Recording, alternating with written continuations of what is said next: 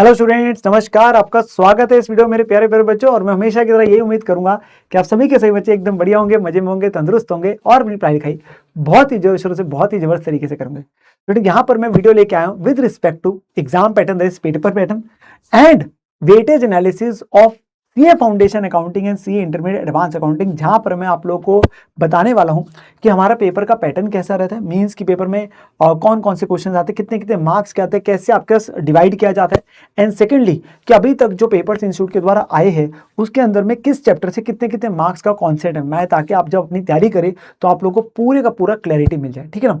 Video के अंत में बेटा आप लोगों का एक छोटा सा सरप्राइज एलिमेंट भी होगा इसी वीडियो के रिस्पेक्ट में, तो वीडियो को अंत तक सुनेगा। ठीक है। साथ के साथ जो बच्चे फाउंडेशन वाले और जो बच्चे इंटर वाले ऑब्वियसली, तो उनके लिए मैंने ना वीडियो के डिस्क्रिप्शन में आप कैसे और कमेंट में पिन भी करके रखा हुआ टाइम स्टैम्प्स, सो दैट जो बच्चा जिस कैटेगरी का जिस सेगमेंट का है वो अपने पास उस वाले पोर्शन को अपने पास में सुन सके। ठीक है ना। सो बेटा exam pattern and paper analysis जैसे मैंने बोला हमेशा से इंपॉर्टेंट रहते हैं फॉर योर प्रिपरेशन फेज। तो चलिए स्टार्ट करते हैं जरा डिस्कशन को। ठीक है ना। तो मेरे प्यारे प्यारे बच्चों, सबसे पहले मैं बात करने वाला हूं with respect to CA foundation accounting को लेके। ठीक है जी। तो यहां पर मैं हमारा पेपर का पैटर्न कैसे रहता है, तो बेटा जो एग्जाम पैटर्न है, पेपर पैटर्न है, सब्जेक्टिव पेपर है वाला 100 मार्क्स का, बिकॉज आपके जो अकाउंट्स और लॉ है that are your subjective and descriptive जो पेपर है, जबकि जो आपका पेपर 3 और 4 होता है मैथ्स एंड जो आपके पास में इकोनॉमिक्स रहता है वो आपका ऑब्जेक्टिव पेपर होता है। ठीक है। यहाँ पर बेटा पेपर 100 मार्क्स का है, आपको टोटल में 6 क्वेश्चन होते हैं, बट हमें अटेम्प्ट करने होते हैं बेटा 5 क्वेश्चन, 20-20 मार्क्स के क्वेश्चन होते हैं। और वो स्प्लिट कैसे होता है, क्वेश्चन 1 हमारा कंपल्सरी होता है, तो पहला कंपल्सरी है, इसमें कोई चॉइस नहीं है। और जो बाकी 5 क्वेश्चंस होते हैं ना उनमें हमें कोई भी 4 करने होते हैं, तो there is overall choice in the examination, overall choice होती है। तो एक तरीके से आप कह लीजिए पेपर 120 नंबर का है। ठीक है ना। हमारे सामने जो आ रहा है हमें 100 नंबर का अटेम्प्ट करना है, पर पहला कंपल्सरी है। अब जो फर्स्ट क्वेश्चन होता है ना बेटा 20 नंबर का, वो कैसे डिवाइड होता है, उसमें ना 3 पार्ट्स होते हैं। जैसे पहला पार्ट होता है 12 नंबर का ट्रू फॉल्स का।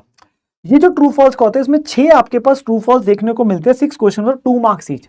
अभी किसी भी चैप्टर से स्टेटमेंट्स होती है एंड इसमें हमें आंसर बेटा विद रीजन देना होता है। तो आप अपने पास ट्रू लिख रहे हैं, फॉल्स लिख रहे हैं, 3-4 लाइन का है, 2-3 लाइन का, आपका रीजन जरूर होना चाहिए कि वो क्यों आपका सही है, क्यों गलत है, तो वो रीजन हमें जरूर बताना पड़ता है। फिर 4 मार्क्स का एक थ्योरी क्वेश्चन जनरली यहाँ पे देखने को मिलता है, और एक 4 मार्क्स का आपका प्रैक्टिकल टाइप क्वेश्चन होता है। ठीक है ना। थ्योरी भी कौन से चैप्टर से आता है वो भी मैं आपको बता दूंगा। ठीक ना। और प्रैक्टिकल वाला पार्ट भी आगे जाके वेटेज एनालिसिस में आपको बताऊंगा। देन आपके जो अगले क्वेश्चन आ रहे हैं ना उसमें से जनरली ऐसा जो अभी तक पेपर है उसमें से मैं बता रहा हूं, जो नेक्स्ट 3 क्वेश्चंस होते हैं ना उसमें कैसे डिवीजन होती है कि है 20-20 नंबर के, पर ऐसा नहीं 20 नंबर का एक ही क्वेश्चन है, वो डिवाइड होते हैं। जैसे या तो 10+10 देखने को मिल जाएगा कि पार्ट है 10 मार्क्स का, पार्ट 2 10 मार्क्स का, या 12+8 हो सकता है, या 15+5 हो सकता है। जबकि जो इसमें 5th क्वेश्चन जनरली होता है उसके अंदर में स्प्लिट अप मोस्टली देखने को मिलता है 5+5+10 ऐसे होता है। ठीक है ना। और इसमें भी चॉइस जनरली देखने को मिल जाती है पार्ट में से। चॉइस का मतलब क्या है, अब होता क्या है, जैसे ये वाला पार्ट जो होता है इसमें क्या होता है 2 पार्ट्स दे रखे होते हैं, इसमें 2 ऑप्शंस होते हैं आपके पास में जो पार्ट होता है, तो आपको कोई भी एक करना है। मतलब क्वेश्चन 5 वैसे तो ओवरऑल चॉइस में है, और इसके अंदर अपने आप में जनरली इस पार्ट में या कई बार बी पार्ट में एक 5 मार्क्स की इंटरनल चॉइस भी होती है। तो आपका इफेक्टिवली अगर आप देखोगे ना पेपर इफेक्टिवली आपका 125 मार्क्स का हो जाता है। तो 20 नंबर की ओवरऑल चॉइस है और 5 नंबर की जनरली जैसे इस क्वेश्चन में एक इंटरनल चॉइस होती है, तो 2 पार्ट्स दिए होंगे, आपको कोई भी एक करना होता है। ठीक है ना। एंड देन लास्ट क्वेश्चन होता है उस जनरली 15+5 का मोस्टली देखा जाता है, और उसमें जो 5 पार्ट्स का जनरली होता है ना ये क्वेश्चन आपके पास कभी कभार थ्योरी का होता है, मोस्टली थ्योरी का क्वेश्चन ही देखने को मिलता है। तो पेपर के अंदर जनरली जो थ्योरी क्वेश्चन देखने को मिलता है, एक यहाँ पे 4 नंबर का देखने को मिल जाता है, एक यहाँ पे जनरली 5 नंबर का देखने को मिल जाता है। ठीक है ना। ट्रू फॉल्स तो आपके पास है। So this is the paper pattern जो हम अपने पास तैयारी कर रहे हैं। ठीक है ना। अब यहां पर मैं जो आपका पेपर आ रहा है बेटा उसका मैं वेटेज एनालिसिस के ऊपर जा रहा हूं जो अब तक हमारे एग्जाम्स हुए, क्योंकि जून 2024 में स्कीम चेंज हुई थी। वैसे तो इसमें से मोस्टली चैप्टर्स पहले भी थे, बट कुछ चैप्टर्स तब इंटरमीडिएट में हुआ करते थे तो सूट के फाउंडेशन में आए थे, एंड फाउंडेशन के कुछ चैप्टर डिलीट भी हुए थे, तो इसलिए मैंने जून 24 से लेकर रखी है। सो जून 24 से लेकर मई 26 तक के जो हमारे अटेम्प्ट अब तक निकले उसका अटेम्प्ट बाय अटेम्प्ट मैंने बताया हुआ कौन से चैप्टर से कितने मार्क्स का आया हुआ। ठीक है ना। तो थ्योरेटिकल फ्रेमवर्क जो है आप देखेंगे ना यहाँ पे जो 4 नंबर का क्वेश्चन है ना, ये जनरली जो होता है ना हमारा ये वाला जो क्वेश्चन है ये थ्योरेटिकल फ्रेमवर्क से मोस्टली होता है। ठीक है ना। मोस्टली आपके पास ये थ्योरी वाला जिसमें आपके पास अकाउंटिंग प्रिंसिपल्स, कन्वेंशंस वगैरह, कैपिटल रेवेन्यू एक्सपेंडिचर है, अकाउंटिंग स्टैंडर्ड की डेफिनेशन वगैरह, उसके एडवांटेज वगैरह, तो 6-7 मल्टीपल टॉपिक्स है इस वाले में, तो उसमें से 4 नंबर का क्वेश्चन होता है, एक टाइम में तो 5 का भी आया है। ठीक है ना। देन अकाउंटिंग प्रोसेस है। अब अकाउंटिंग प्रोसेस में हमारे 6 सब टॉपिक्स है, journal, ledger, trial balance, cash book, subsidiary book, rectification वगैरह। इसमें से आप मोस्टली देखेंगे ना सब्सिडरी बुक में से काफी बार क्वेश्चन ना देखने को मिल जाता है। सब्सिडरी बुक में से आप देखेंगे काफी बार है 5 का, 4 का, 5 का, 4 का, 4 का ऐसे। और ये क्वेश्चन ना काफी बार इंस्टीट्यूट के द्वारा देखने को मिल जाता है इस वाले क्वेश्चन के अंदर में भी, ठीक है ना, इस वाले क्वेश्चन में भी देखने को मिल जाता है कि आपके 4 मार्क्स वगैरह का आपके कौन सा है, सब्सिडी बुक का काफी बार देखने को मिलता है, ठीक है ना। Then rectification of error is a very important chapter, मतलब I will mark this as a A category chapter जो आपके पास है, मैं साथ साथ बताता जाऊंगा, जिसमें से आप देखेंगे ना मोस्टली आपका क्वेश्चन आता है 12 नंबर का, 10 नंबर, 12 नंबर, 10 नंबर, ऐसे आपके ऐसे देखने को मिलता है, तो इसको स्किप मत बिल्कुल भी करना, ठीक है ना। बाकी आप देखेंगे ट्रायल बैलेंस से आपके पास एक बार देखने को मिला है, कैश बुक से आपके पास नहीं आया हुआ है, ठीक है ना। जर्नल लेजर वगैरह से रेयर केस में, जर्नल में एंट्रीज रेक्टे आपके पास जो जीएसटी रिलेटेड एंट्रीज है वो वाला टाइप का क्वेश्चन जल्दी को देखने को मिल जाता है। देन बीआरएस ऑब्वियसली आपके पास क्वेश्चन हमेशा रहता है, चाहे 10 का या 5 का, तो ऑब्वियसली आप कैटेगरी ये बोल सकते हैं। इन्वेंट्रीज हमेशा क्वेश्चन देखने को मिल जाता है 5 मार्क्स का।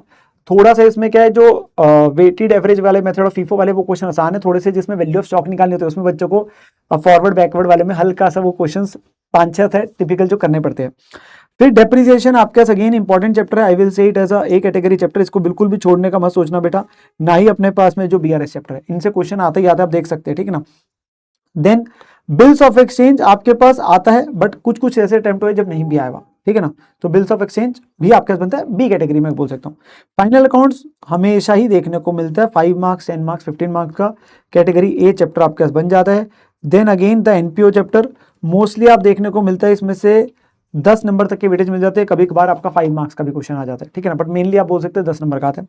सिंगल एंट्री आपके पास, मैं ये नहीं बोलूंगा हर बार आता है, चैप्टर के जो क्वेश्चन आते हैं कई बार लंबे बड़े वाले आते हैं, बट इंस्टीट्यूट के द्वारा हमेशा नहीं पूछे गए, 5 मार्क्स से पूछे गए।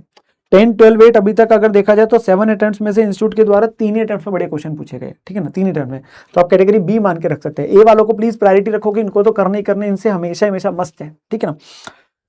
देन पार्टनरशिप के अंदर में देखो, पार्टनरशिप ना बेसिक से तो हार्डली एक ही बार क्वेश्चन है, जो इंट्रोडक्शन वाला पार्ट है, ठीक है ना, गुडविल से देखने को नहीं मिला। Admission, retirement, death both are A category topics, भाई इसमें से तो आप देख सकते हैं ऑलमोस्ट हर अटेम्प्ट में क्वेश्चन मोस्टली देखने को मिलता है 10 नंबर 12 नंबर तक का, सेम यहाँ पे रिटायरमेंट एंड डेथ में, तो इनको बिल्कुल नहीं छोड़ना। हाँ, डिसोल्यूशन में इंस्टीट्यूट के द्वारा जो क्वेश्चन है, इंस्टीट्यूट मैं नहीं बोलूंगा हर बार क्वेश्चन पूछ रहा है, एक आधी बार क्वेश्चन आपसे पूछा, ठीक है ना। देन कंपनी अकाउंट्स में बेटा शेयर्स वाला चैप्टर बिल्कुल नहीं छोड़ना, कैटेगरी ए है, इसमें से आप देखिए आपके पास मोस्टली क्वेश्चन आपके पास देखने को मिलता ही मिलता है, मोस्टली क्वेश्चन आपके पास मिलता है। जो ये वाला क्वेश्चन पता है जनरली कौन सा होता है, ये वाला क्वेश्चन होता है बेटा, ये वाला पार्ट जो लास्ट में होता है ना, एक 15 नंबर का, ये आपका इशू ऑफ शेयर का जनरली क्वेश्चन देखने को मिलता है, तो ये वाला एक कैटेगरी को छोड़ना ही नहीं है। अब उसमें 4 फीचर वाला होता है, प्रो राटा अलॉटमेंट वाला होता है, ठीक है ना, तो वो वाले आपके पास सेगमेंट्स को लेके क्वेश्चन रहता है। डिवेंचर्स इशू से जनरली नहीं होता, वो रिडम्पशन वाले में ही कवर कर लेते हैं, इशू और रिडम्पशन की एंट्रीज, ठीक है ना। बोनस एंड राइट इशू भी आपके आसान है, वैसे तो आपके पास भी इसमें 2 बार क्वेश्चन आया हुआ है। रिडम्पशन ऑफ प्रेफरेंस शेयर से भी आपके पास 2-3 बार ही क्वेश्चन आया हुआ है, ठीक है ना। और रिडम्पशन ऑफ डिवेंचर्स जो है, प्रेफरेंस शेयर्स और डिवेंचर्स, अब ये दोनों के दोनों को मैं बी कैटेगरी बोल सकता हूँ कि इनको करना जरूर है, छोड़ना नहीं, क्योंकि इसमें से भी क्वेश्चन दोनों में से किसी एक में से आ जाता है। देखो शेयर से तो पक्का ही पक्का है मान के चलो, ठीक है ना, बाकियों से शायद आ सकता है, तो वो ए कैटेगरी चैप्टर्स को मार्क करके रखो यार, ये तो हमें अपने पास छोड़ना ही नहीं है। और ट्रू फॉल्स को मैंने अलग से ही डाल दिया, उसे चैप्टर बाय चैप्टर एलोकेट नहीं करा है। जो 12 नंबर के ट्रू फॉल्स आते हैं आपके, जो पहला क्वेश्चन होता है पेपर का, वो किसी भी चैप्टर से, तो बच्चों को बहुत सारी प्रैक्टिस के ट्रू फॉल्स की कराई जाती है, ठीक है ना, बट वो बेस्ड ऑन दी कॉन्सेप्ट है। अगर आपके कॉन्सेप्ट अच्छे ना, फिर आपको दिक्कत नहीं आती है। तो यहां से ना आपको एटलीस्ट आइडिया लगा होगा हमारे पास में किस सब्जेक्ट से, मतलब जो सब्जेक्ट ऑफ अकाउंटिंग है उसके अंदर में किस चैप्टर से कितने कितने मार्क्स का कौन से टर्म में क्वेश्चन है। So it gives you a fair idea while you are preparation. So please focus on the A category chapters. उनको प्लीज अच्छे से करना है, जिससे एटलीस्ट आपके 60-70 मार्क्स आराम से कवर हो जाएंगे, ठीक है ना। तो ये आपको एक अपने पास फेयर इनसाइट देता है while you are preparation कि यार ये चैप्टर तो बहुत इंपॉर्टेंट है, इनको करना ही करना है। तो this is the weightage analysis part for the CA foundation accounting मेरे प्यारे प्यारे बच्चों। Now I am going to move towards the CA intermediate advance accounting, ठीक है ना। तो मैं एडवांस अकाउंटिंग को लेके बात करूंगा, जिसमें बोला था वीडियो के नीचे टाइम स्टैम्प्स में आपको देखने को बेटा मिल जाएगा कि फाउंडेशन वाला पार्ट और इंटरमीडिएट वाला पार्ट, सो दैट अब फाउंडेशन वाले बच्चे वो सिर्फ लास्ट में एक छोटी सी बात करनी है उसके लिए अपने पास सुनेगा। अब बात हम करने जा रहे हैं इंटरमीडिएट के स्टूडेंट्स को लेके, ठीक है ना। तो CA इंटर एडवांस अकाउंटिंग है तो बेटा पेपर पैटर्न कैसा होता है, ऑब्वियसली डिफरेंट है जो आप कह सकते हो। और ये जो पेपर पैटर्न है ना, ये आपका कॉमन है अक्रॉस ऑल दी जो 6 सब्जेक्ट हमारे होते हैं जो CA इंटरमीडिएट के अंदर में आते हैं, ठीक है ना। जो इसमें फर्स्ट पोर्शन होता है that is the objective portion of 30 marks, और एक आपका सब्जेक्टिव पोर्शन होता है ऑफ द 70 मार्क्स, ठीक है। ये जो 30 मार्क्स है इसमें बेटा 15 MCQs होते हैं ऑफ 2 मार्क्स ईच, मतलब 15 एमसीक्यूज है आपका, वही 4 ऑप्शन है और कोई अभी तक नेगेटिव मार्किंग नहीं है, अभी तक कोई नेगेटिव मार्किंग ऐसा नहीं है। तो आपके पास OMR शीट मिलती है, जैसे बच्चों को फाउंडेशन मिलती है जो पेपर 3 और 4 में है, वैसे आपके पास आप उसमें फिलअप करके आते हैं, ठीक है ना। और यहाँ पर मैं हर एक का कोई आंसर आपको रीजनिंग नहीं देनी होती है, आप कंप्यूटेशन अपने एंड पे करते हैं, ठीक है ना, रफ में, बट आपको सिर्फ अपने पास में जो है OMR के अंदर भर के आना है, ठीक है ना। तो 2-2 नंबर के 15 एमसीक्यू। अब इसमें क्या होता है, जनरली केस स्टडीज होती है। अब जो केस स्टडीज का मतलब कि आपके पास 3-4 पैराग्राफ लिखे हुए, अब वो किसी भी चैप्टर से हो सकते हैं स्पेसिफिक, या किसी स्पेसिफिक अकाउंटिंग स्टैंडर्ड से हो सकते हैं, मिक्स के भी हो सकते हैं। तो मिक्स ऑफ अकाउंटिंग स्टैंडर्ड्स के भी हो सकते हैं। तो आपके पास जो केस स्टडी होती है बेटा, इंडिविजुअल चैप्टर से रिलेटेड हो सकते हैं ऐसे, या मिक्स ऑफ टॉपिक्स भी हो सकते हैं।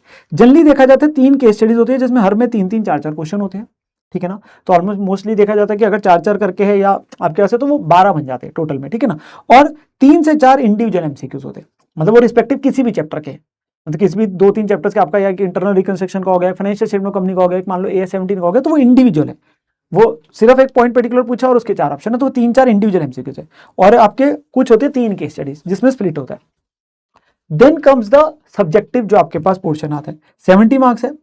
अटेम्प्ट करने कोई भी 5, आपके पास 5 क्वेश्चन करने होते हैं 14 मार्क्स, जिसमें फर्स्ट क्वेश्चन कंपलसरी होता है, ये कंपलसरी होता है, बाकी में ओवरऑल चॉइस होती है मेरे प्यारे बच्चों। तो आपको बाकी 5 में से कोई भी 4 करने होते हैं। अभी 14-14 नंबर के पहला जो क्वेश्चन होता है ना, जिसमें जनरली क्या देखा गया, या 7+7 होता है, या 5+5+4 है, ऐसे देखने को मिल जाता है, ठीक है ना। 8+6 करके भी हो सकता है, तो कॉम्बिनेशन जनरली ऐसे रहती है। इसमें जनरली देखा गया है कि अकाउंटिंग स्टैंडर्ड्स वाले चैप्टरों से आपके पास क्वेश्चन देखने को मिलता है, वो कोई भी आपके 2 या 3 अकाउंटिंग स्टैंडर्ड से क्वेश्चन मिल जाता है। फिर आते हैं 14-14 नंबर के क्वेश्चन। अब ये कि 14 नंबर के आपके पास एक ही क्वेश्चन है, कई बार आपके पास 14 मार्क्स के क्वेश्चन आते हैं, मैं आपको वेटेज एनालिसिस में भी दिखाऊंगा, जैसे फाइनेंशियल स्टेटमेंट ऑफ कंपनीज का है, अमेलगमेशन का है, कंसोलिडेशन का है, तो 14 नंबर के क्वेश्चन भी देखने को मिल जाते हैं।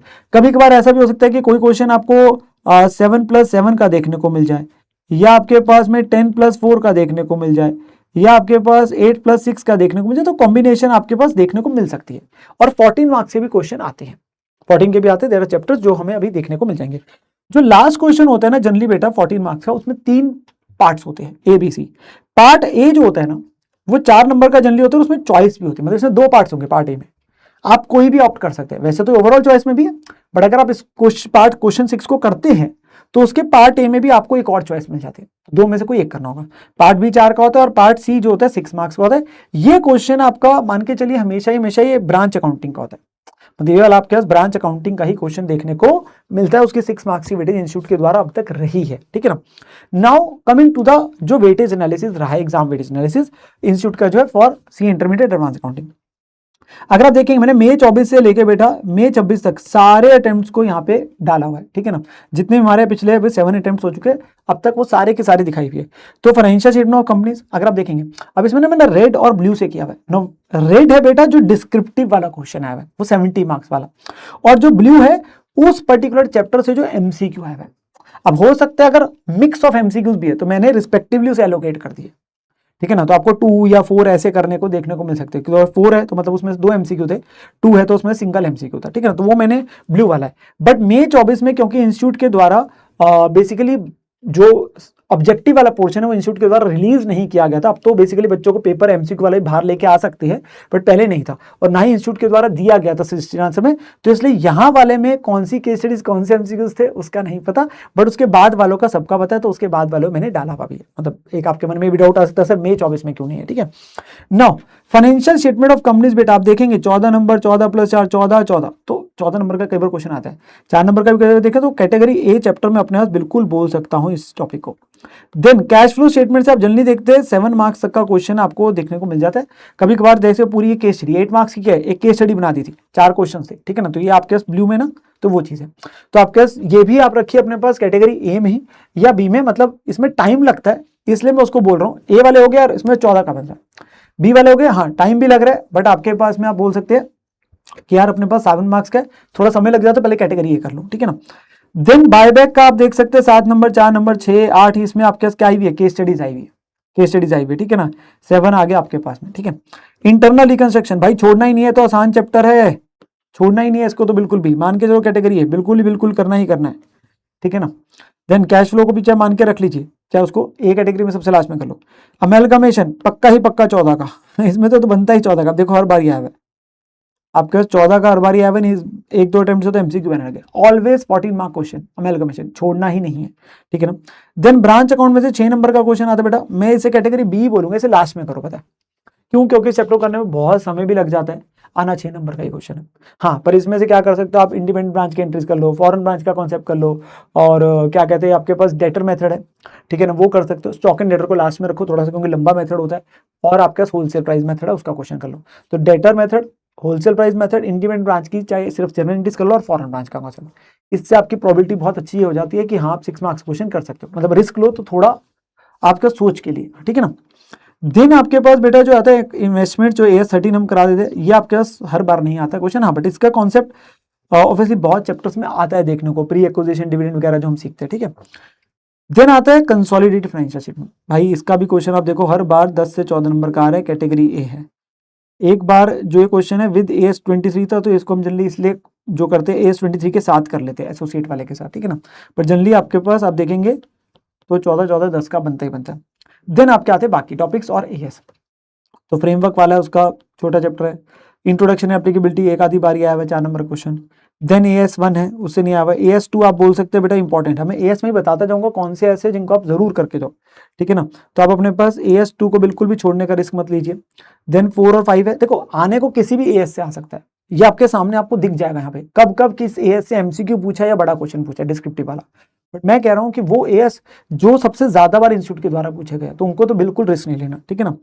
तो आपका 7 is important obviously, 10 is also very important, ठीक है ना, 10 इज ऑल्सो इंपॉर्टेंट, उसमें से क्वेश्चन कहीं ना कहीं MCQ के रूप में बड़ा क्वेश्चन देखने को मिल जाता है।